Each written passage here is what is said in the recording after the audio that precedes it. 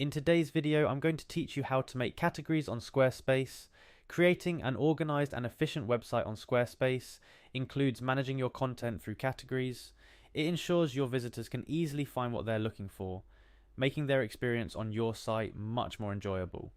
So let's jump right in and learn how to categorize your content effectively.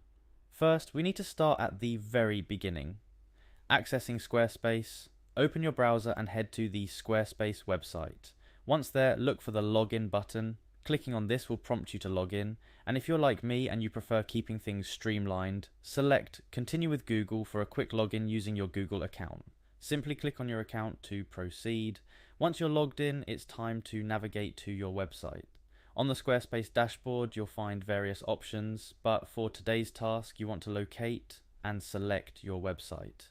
This action will lead you to the back end of your site where the magic happens. With your website dashboard open, the next step is to access the Pages section. This is where all your website's pages are managed and organized. Find the Journal or Blog section amongst your site pages, as this is typically where you'll want to categorize posts. Now click on Blog Content. This is where all your blog posts live.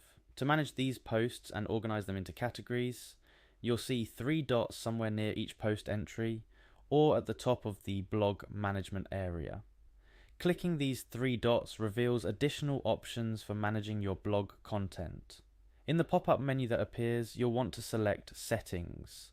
This is where you can adjust various settings related to your selected blog post or the blog section as a whole.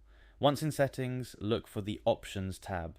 This is where you adjust specifics about posts, including categorization. In the Options menu, navigate until you find Categories.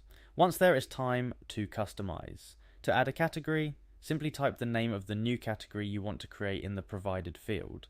This could be anything that represents a grouping of your content, such as recipes, tutorials, news, or anything else relevant to your site's content.